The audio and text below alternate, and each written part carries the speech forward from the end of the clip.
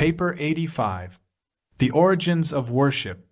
Primitive religion had a biologic origin, a natural evolutionary development, aside from moral associations and apart from all spiritual influences.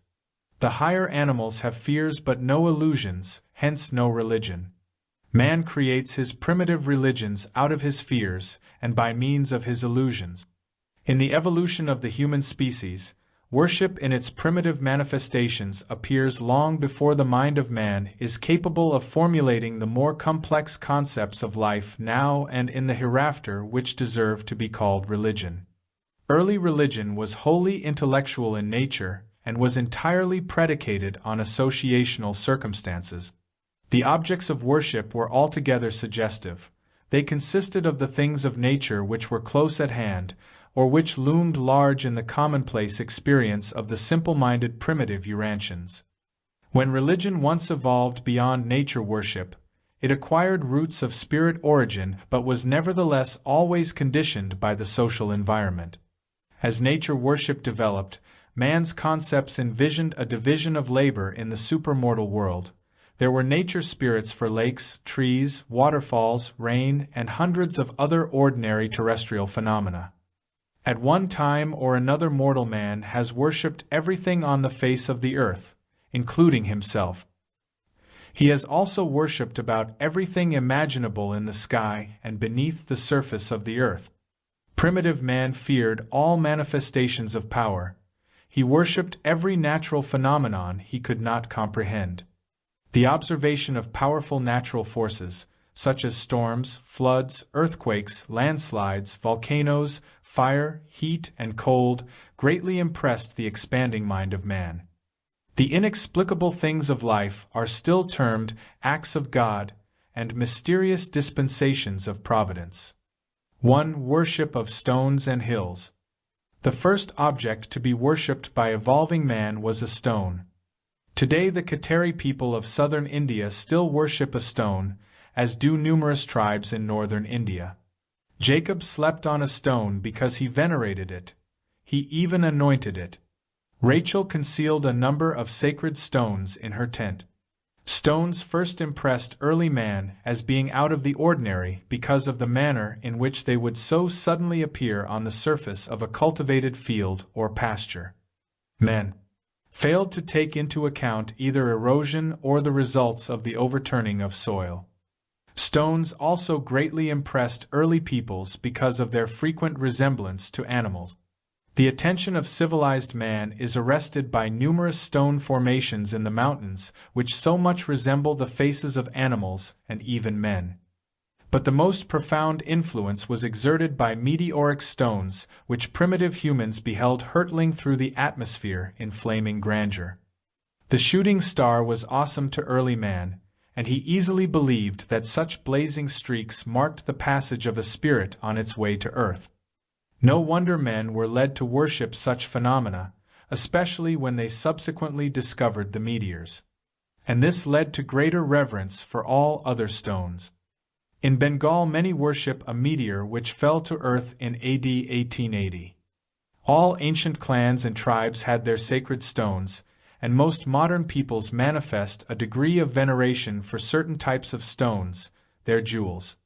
A group of 5 stones was reverenced in India. In Greece it was a cluster of 30. Among the red men it was usually a circle of stones. The Romans always threw a stone into the air when invoking Jupiter. In India even to this day a stone can be used as a witness. In some regions a stone may be employed as a talisman of the law, and by its prestige an offender can be haled into court. But simple mortals do not always identify deity with an object of reverent ceremony. Such fetishes are many times mere symbols of the real object of worship. The ancients had a peculiar regard for holes in stones. Such porous rocks were supposed to be unusually efficacious in curing diseases. Ears were not perforated to carry stones, but the stones were put in to keep the ear holes open. Even in modern times, superstitious persons make holes in coins.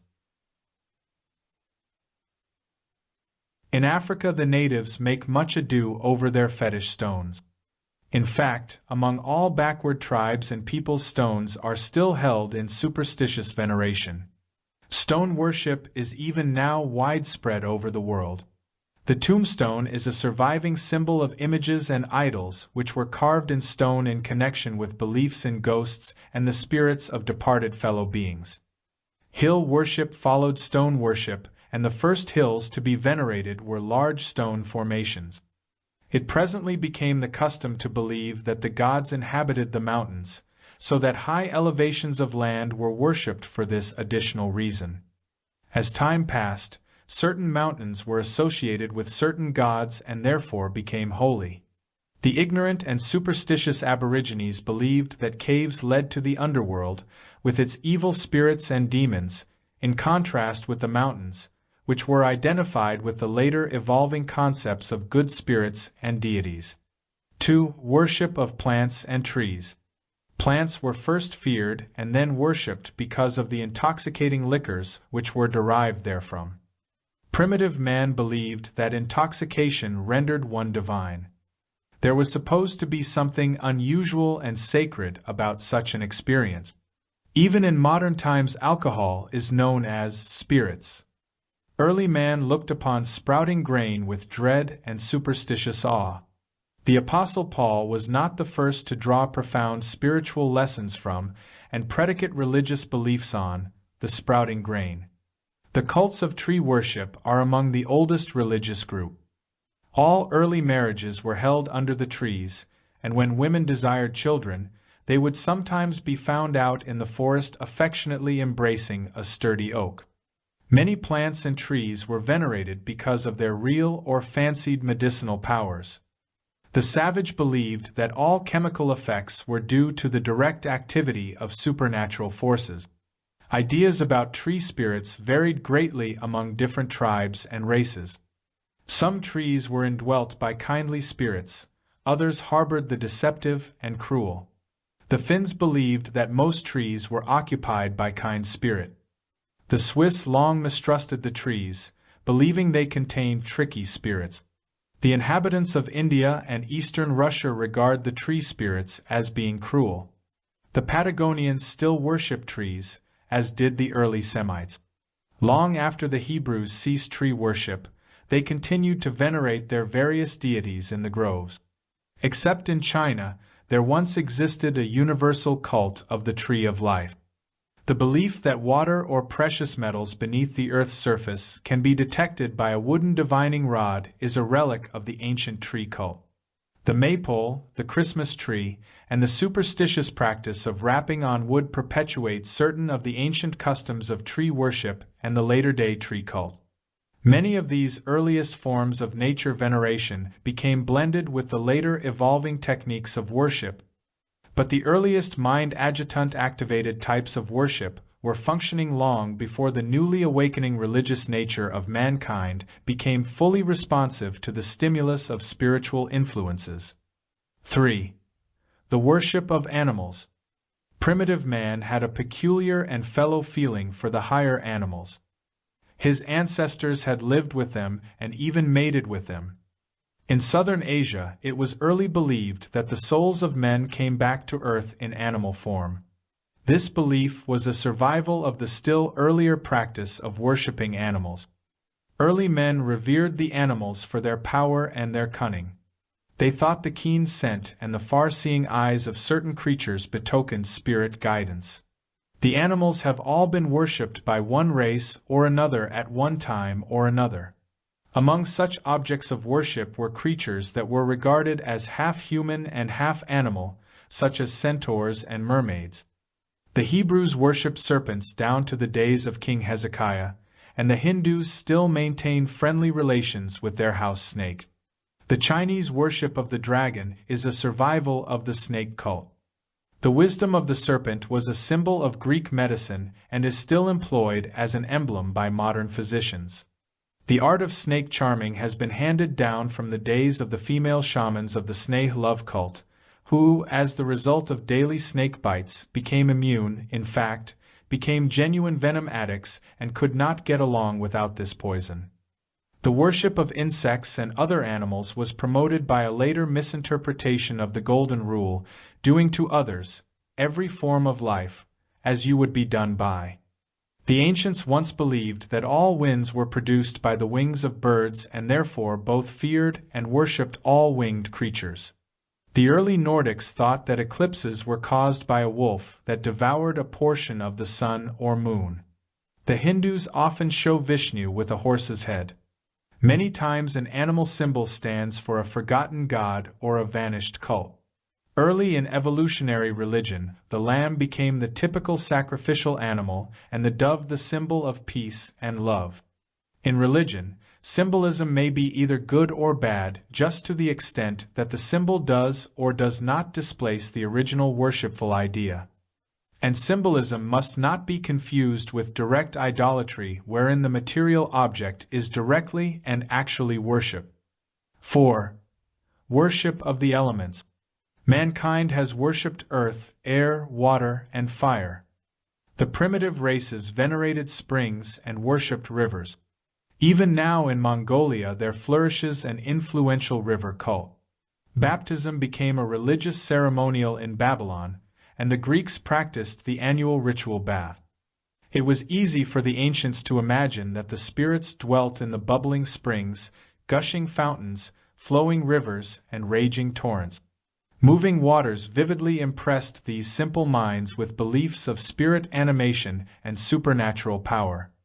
Sometimes a drowning man would be refused succor for fear of offending some river god.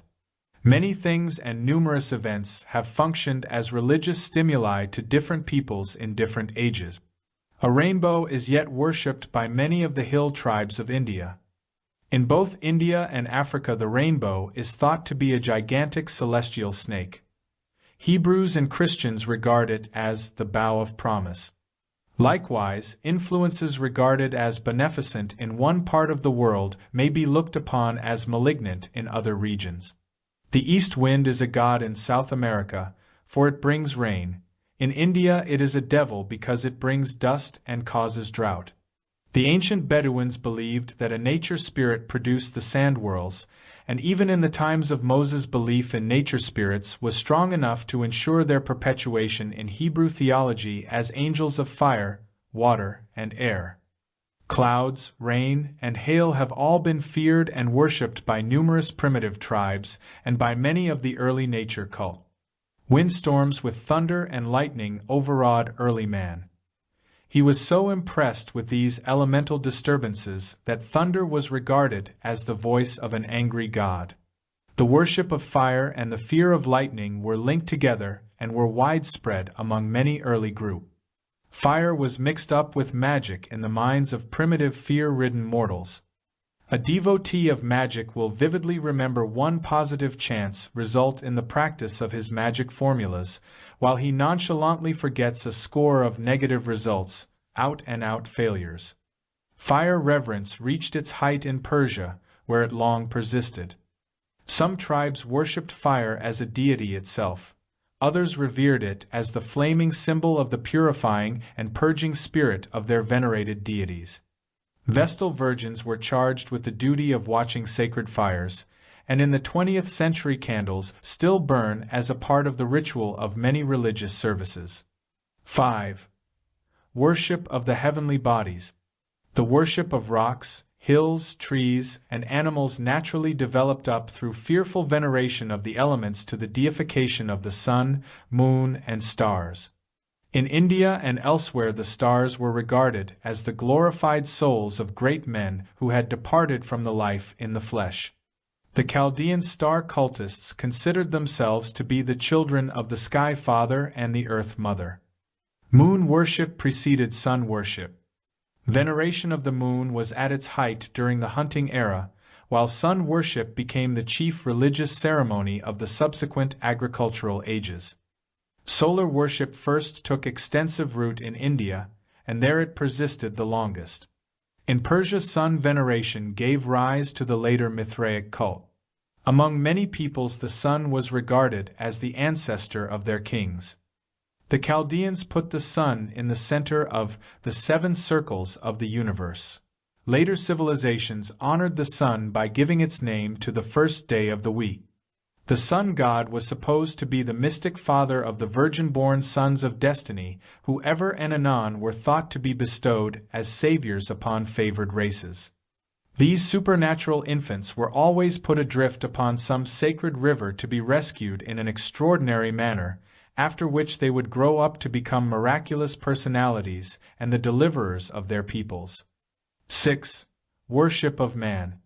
Having worshipped everything else on the face of the earth and in the heavens above, man has not hesitated to honor himself with such adoration.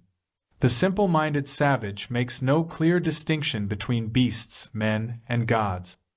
Early man regarded all unusual persons as superhuman, and he so feared such beings as to hold them in reverential awe.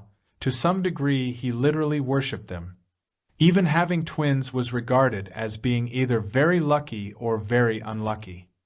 Lunatics, epileptics, and the feeble-minded were often worshipped by their normal-minded fellows, who believed that such abnormal beings were indwelt by the gods. Priests, kings, and prophets were worshipped. The holy men of old were looked upon as inspired by the deities. Tribal chiefs died and were deified. Later, distinguished souls passed on and were sainted. Unaided evolution never originated gods higher than the glorified, exalted, and evolved spirits of deceased humans. In early evolution, religion creates its own god. In the course of revelation, the gods formulate religion. Evolutionary religion creates its gods in the image and likeness of mortal man. Revelatory religion seeks to evolve and transform mortal man into the image and likeness of God. The ghost gods, who are of supposed human origin, should be distinguished from the nature gods, for nature worship did evolve a pantheon, nature spirits elevated to the position of gods. The nature cults continued to develop along with the later appearing ghost cults, and each exerted an influence upon the other. Many religious systems embraced a dual concept of deity, nature gods and ghost gods. In some theologies, these concepts are confusingly intertwined, as is illustrated by Thor, a ghost hero who was also master of the lightning. But the worship of man by man reached its height when temporal rulers commanded such veneration from their subjects and, in substantiation of such demands, claimed to have descended from deity. 7. The adjutants of worship and wisdom. Nature worship may seem to have arisen naturally and spontaneously in the minds of primitive men and women, and so it did. But there was operating all this time in these same primitive minds the sixth adjutant spirit, which had been bestowed upon these peoples as a directing influence of this phase of human evolution. And this spirit was constantly stimulating the worship urge of the human species, no matter how primitive its first manifestations might be. The spirit of worship gave definite origin to the human impulse to worship, notwithstanding that animal fear motivated the expression of worshipfulness, and that its early practice became centered upon objects of nature.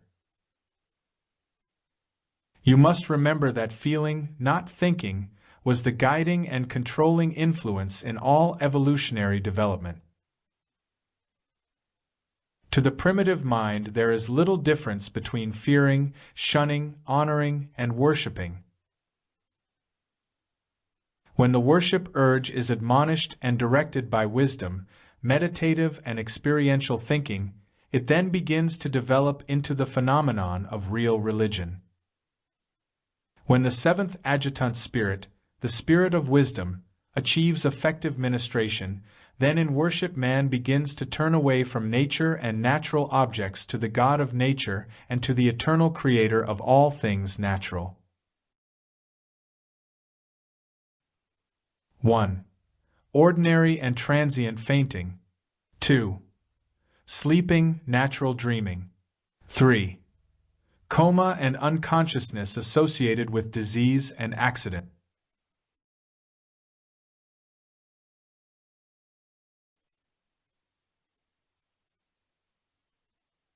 Paper 86. Early Evolution of Religion. The evolution of religion from the preceding and primitive worship urge is not dependent on revelation. The normal functioning of the human mind under the directive influence of the sixth and seventh mind adjutants of universal spirit bestowal is wholly sufficient to ensure such development. Man's earliest pre-religious fear of the forces of nature gradually became religious as nature became personalized, spiritized, and eventually deified in human consciousness. Religion of a primitive type was therefore a natural biologic consequence of the psychologic inertia of evolving animal minds after such minds had once entertained concepts of the supernatural.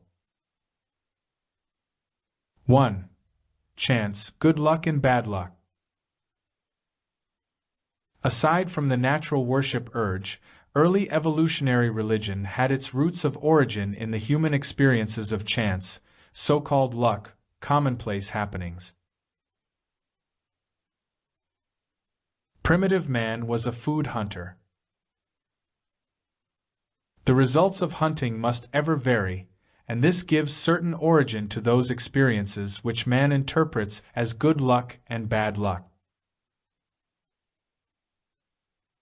Mischance was a great factor in the lives of men and women who lived constantly on the ragged edge of a precarious and harassed existence. The limited intellectual horizon of the savage so concentrates the attention upon chance that luck becomes a constant factor in his life. Primitive Urantians struggled for existence, not for a standard of living. They lived lives of peril in which chance played an important role. The constant dread of unknown and unseen calamity hung over these savages as a cloud of despair which effectively eclipsed every pleasure. They lived in constant dread of doing something that would bring bad luck. Superstitious savages always feared a run of good luck. They viewed such good fortune as a certain harbinger of calamity. This ever-present dread of bad luck was paralyzing. Why work hard and reap bad luck, nothing for something, when one might drift along and encounter good luck, something for nothing? Unthinking men forget good luck, take it for granted, but they painfully remember bad luck. Early man lived in uncertainty and in constant fear of chance, bad luck. Life was an exciting game of chance. Existence was a gamble. It is no wonder that partially civilized people still believe in chance and evince lingering predispositions to gambling. Primitive man alternated between two potent interests: the passion of getting something for nothing and the fear of getting nothing for something. And this gamble of existence was the main interest and the supreme fascination of the early savage mind. The later herders held the same views of chance and luck, while the still later agriculturists were increasingly conscious that crops were immediately influenced by many things over which man had little or no control. The farmer found himself the victim of drought, floods, hail, storms, pests, and plant diseases, as well as heat and cold. And as all of these natural influences affected individual prosperity, they were regarded as good luck or bad luck. This notion of chance and luck strongly pervaded the philosophy of all ancient peoples. Even in recent times, in the wisdom of Solomon, it is said, "I returned and saw that the race is not to the swift, nor the battle to the strong, neither bread to the wise, nor riches to men of understanding, nor favor to men of skill. But fate and chance befall them all. For man knows not his fate. As fishes are taken in an evil net, and as birds are caught in a snare, so are the sons of men snared in an evil time when it falls suddenly upon them."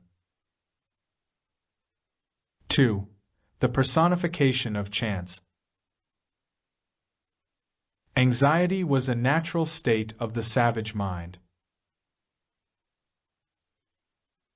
When men and women fall victims to excessive anxiety, they are simply reverting to the natural estate of their far distant ancestors. And when anxiety becomes actually painful, it inhibits activity and unfailingly institutes evolutionary changes and biologic adaptations. Pain and suffering are essential to progressive evolution. The struggle for life is so painful that certain backward tribes even yet howl and lament over each new sunrise. Primitive man constantly asked, "Who is tormenting me?" Not finding a material source for his miseries, he settled upon a spirit explanation. And so was religion born of the fear of the mysterious, the awe of the unseen, and the dread of the unknown. Nature fear thus became a factor in the struggle for existence, first because of chance and then because of mystery.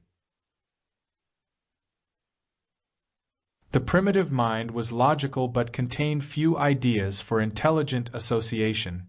The savage mind was uneducated, wholly unsophisticated. If one event followed another, the savage considered them to be cause and effect. What civilized man regards as superstition was just plain ignorance in the savage. Mankind has been slow to learn that there is not necessarily any relationship between purposes and result. Human beings are only just beginning to realize that the reactions of existence appear between acts and their consequences. The savage strives to personalize everything intangible and abstract, and thus both nature and chance become personalized as ghosts, spirits, and later on as gods. Man naturally tends to believe that which he deems best for him, that which is in his immediate or remote interest. Self-interest largely obscures logic. The difference between the minds of savage and civilized men is more one of content than of nature, of degree rather than of quality. But to continue to ascribe things difficult of comprehension to supernatural causes is nothing less than a lazy and convenient way of avoiding all forms of intellectual hard work. Luck is merely a term coined to cover the inexplicable in any age of human existence. It designates those phenomena which men are unable or unwilling to penetrate. Chance is a word which signifies that man is too ignorant or too indolent to determine causes. Men regard a natural occurrence as an accident or as bad luck only when they are destitute of curiosity and imagination, when the races lack initiative and adventure. Exploration of the phenomena of life sooner or later destroys man's belief in chance, luck, and so-called accidents, substituting therefore a universe of law and order wherein all effects are preceded by definite causes. Thus is the fear of existence replaced by the joy of living. The savage looked upon all nature as alive, as possessed by something. Civilized man still kicks and curses those inanimate objects which get in his way and bump him. Primitive man never regarded anything as accidental, always was everything intentional. To primitive man the domain of fate, the function of luck, the spirit world, was just as unorganized and haphazard as was primitive society. Luck was looked upon as the whimsical and temperamental reaction of the spirit world, later on as the humor of the gods. But all religions did not develop from animism. Other concepts of the supernatural were contemporaneous with animism, and these beliefs also led to worship. Naturalism is not a religion, it is the offspring of religion. 3. Death, the inexplicable. Death was the supreme shock to evolving man, the most perplexing combination of chance and mystery. Not the sanctity of life, but the shock of death inspired fear and thus effectively fostered religion. Among savage peoples, death was ordinarily due to violence, so that non-violent death became increasingly mysterious. Death as a natural and expected end of life was not clear to the consciousness of primitive people, and it has required age upon age for man to realize its inevitability.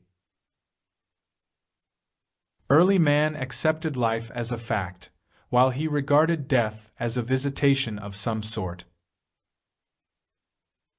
All races have their legends of men who did not die, vestigial traditions of the early attitude toward death.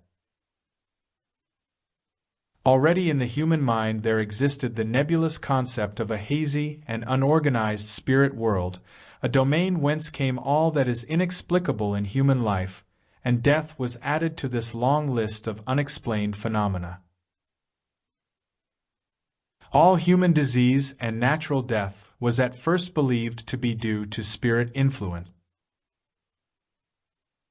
Even at the present time, some civilized races regard disease as having been produced by the enemy and depend upon religious ceremonies to effect healing. Later and more complex systems of theology still ascribe death to the action of the spirit world, all of which has led to such doctrines as original sin and the fall of man. It was the realization of impotency before the mighty forces of nature,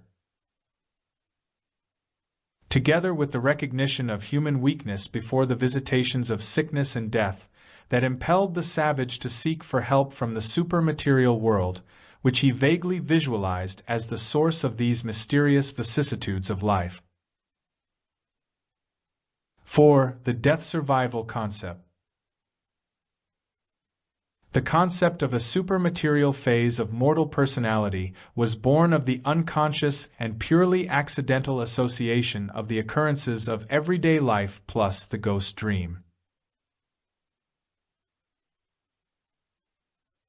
The simultaneous dreaming about a departed chief by several members of his tribe seemed to constitute convincing evidence that the old chief had really returned in some form. It was all very real to the savage, who would awaken from such dreams reeking with sweat, trembling, and screaming.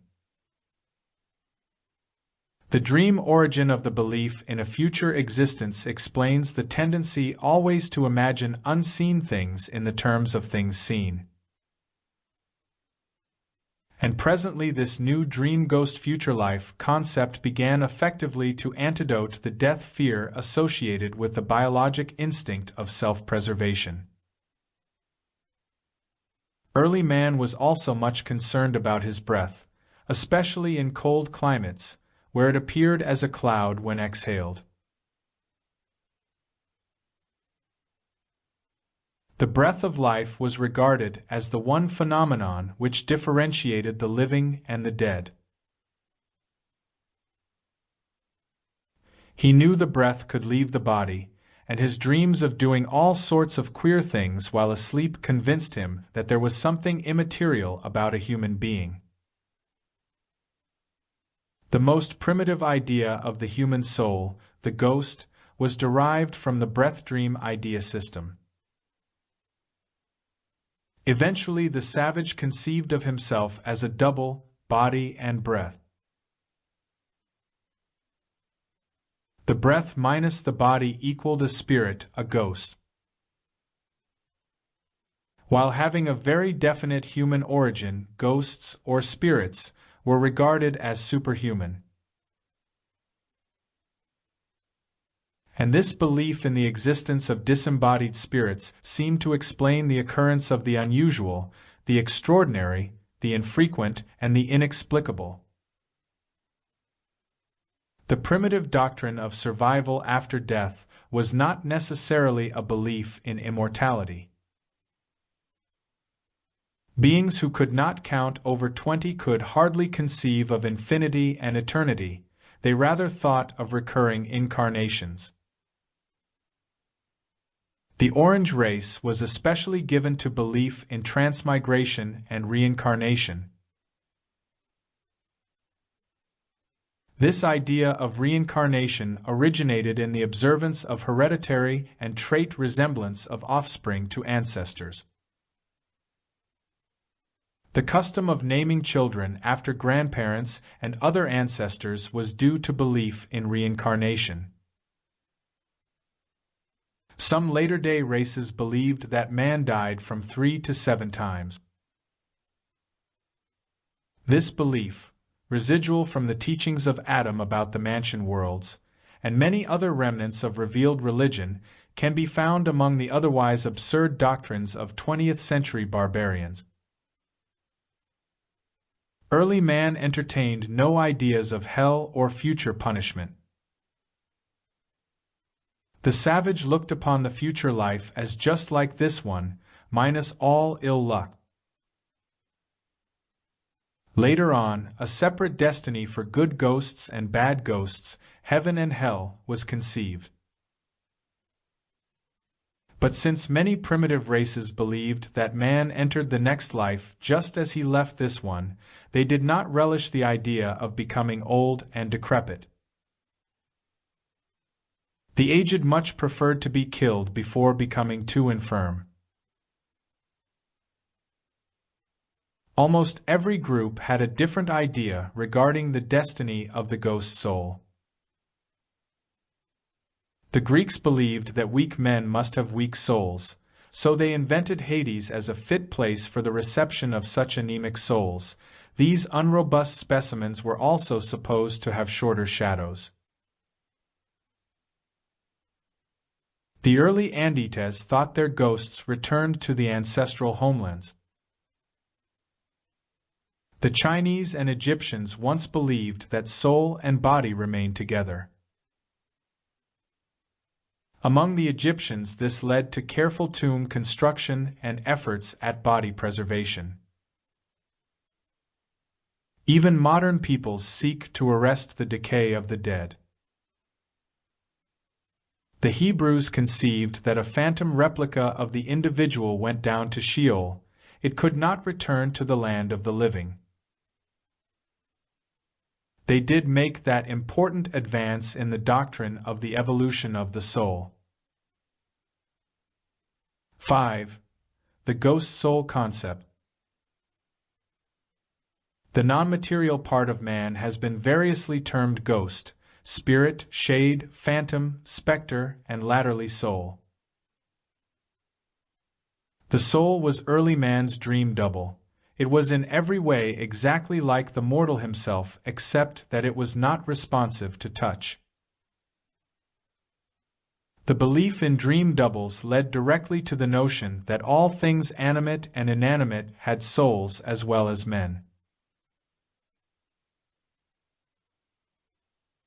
This concept tended long to perpetuate the nature-spirit beliefs. The Eskimos still conceive that everything in nature has a spirit. The ghost soul could be heard and seen, but not touched.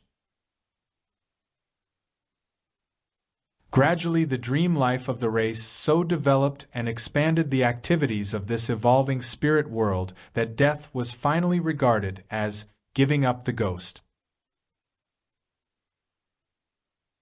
All primitive tribes, except those little above animals, have developed some concept of the soul. As civilization advances, this superstitious concept of the soul is destroyed, and man is wholly dependent on revelation and personal religious experience for his new idea of the soul as the joint creation of the God-knowing mortal mind and its indwelling divine spirit, the thought adjuster. Early mortals usually failed to differentiate the concepts of an indwelling spirit and a soul of evolutionary nature. The savage was much confused as to whether the ghost soul was native to the body or was an external agency in possession of the body. The absence of reasoned thought in the presence of perplexity explains the gross inconsistencies of the savage view of souls, ghosts, and spirits. The soul was thought of as being related to the body as the perfume to the flower.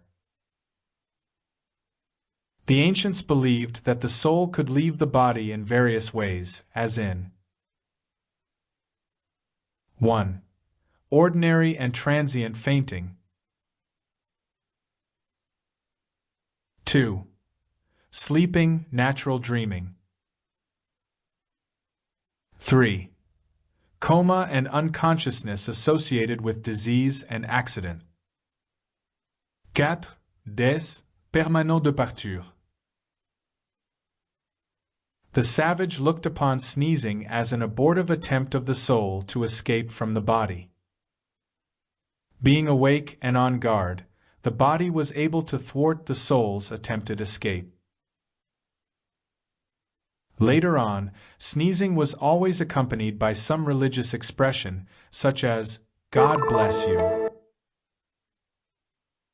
Early in evolution, sleep was regarded as proving that the ghost soul could be absent from the body, and it was believed that it could be called back by speaking or shouting the sleeper's name.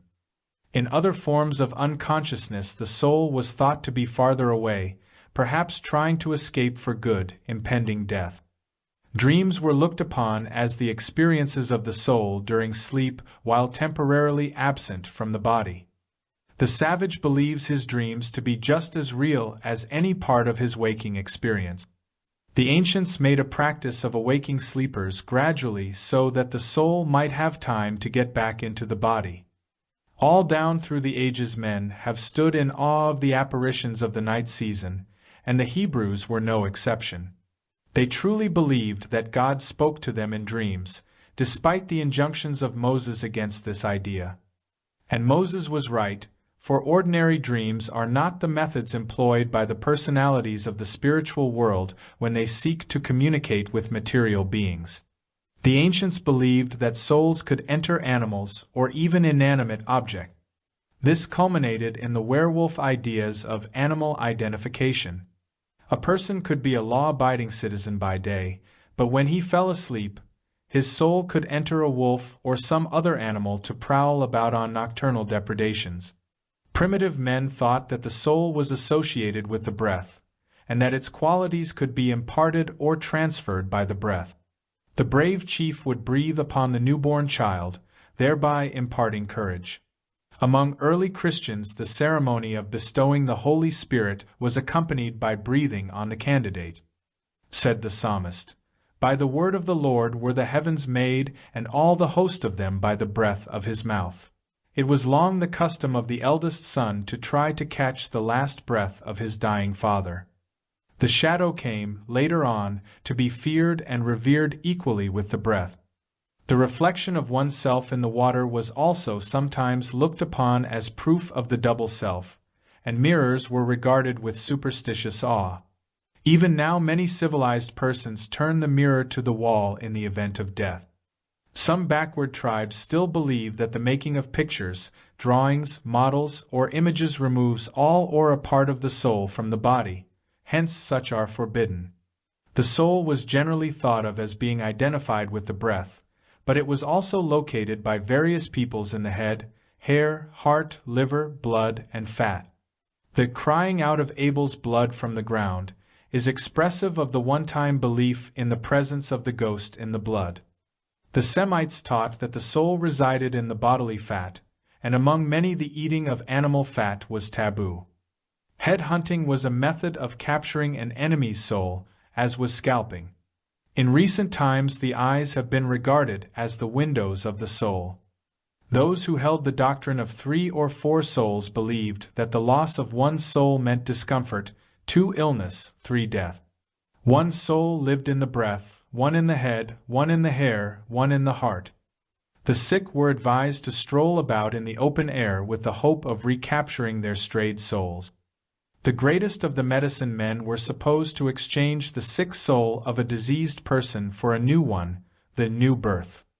The children of Badnan developed a belief in two souls, the breath and the shadow.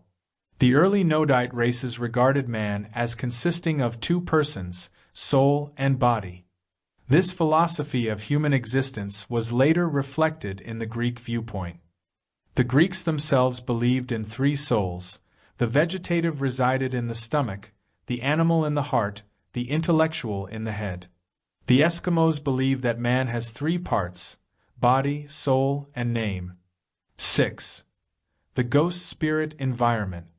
Man inherited a natural environment, acquired a social environment, and imagined a ghost environment.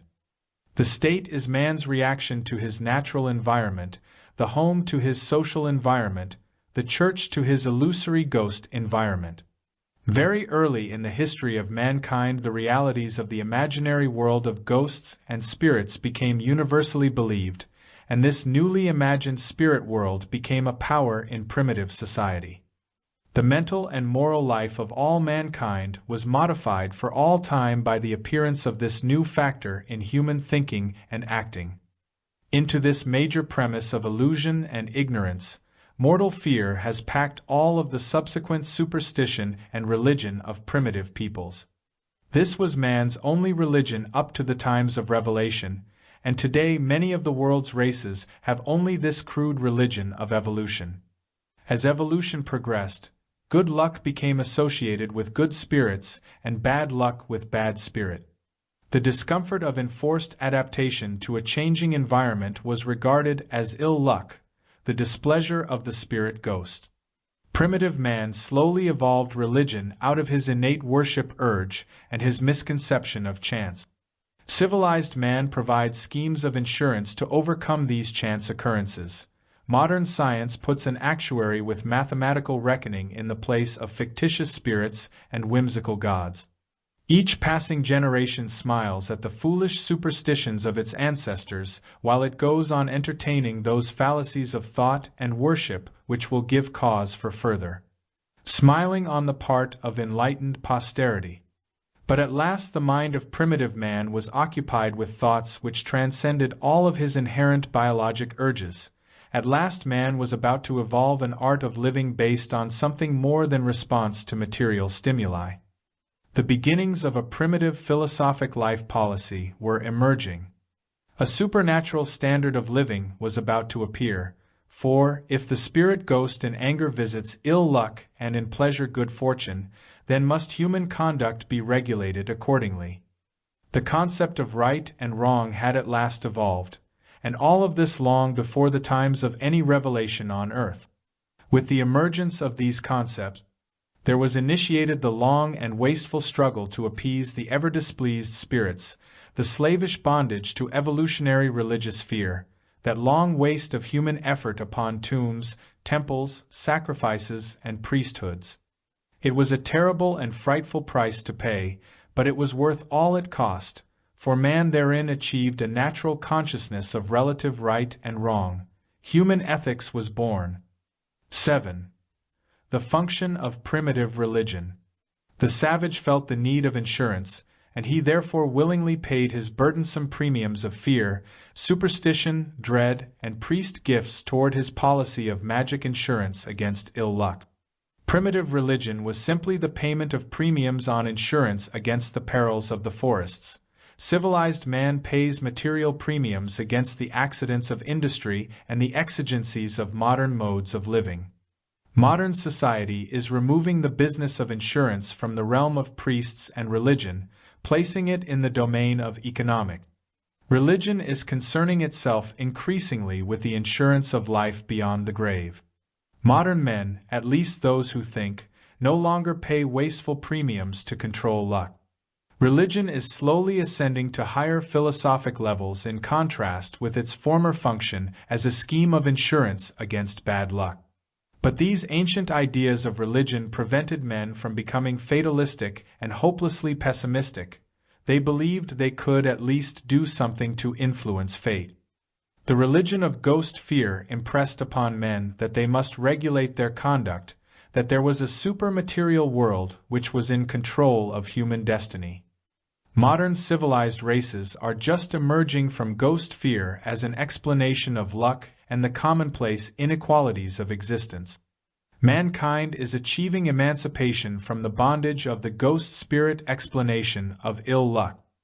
But while men are giving up the erroneous doctrine of a spirit cause of the vicissitudes of life, they exhibit a surprising willingness to accept an almost equally fallacious teaching which bids them attribute all human inequalities to political misadaptation, social injustice, and industrial competition.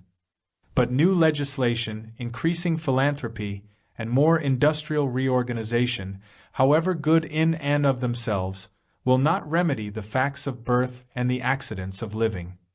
Only comprehension of facts and wise manipulation within the laws of nature will enable man to get what he wants and to avoid what he does not want. Scientific knowledge, leading to scientific action, is the only antidote for so-called accidental ills. Industry, war, slavery, and civil government arose in response to the social evolution of man in his natural environment. Religion similarly arose as his response to the illusory environment of the imaginary ghost world. Religion was an evolutionary development of self-maintenance, and it has worked, notwithstanding that it was originally erroneous in concept and utterly illogical. Primitive religion prepared the soil of the human mind, by the powerful and awesome force of false fear, for the bestowal of a bona fide spiritual force of supernatural origin, the thought adjuster.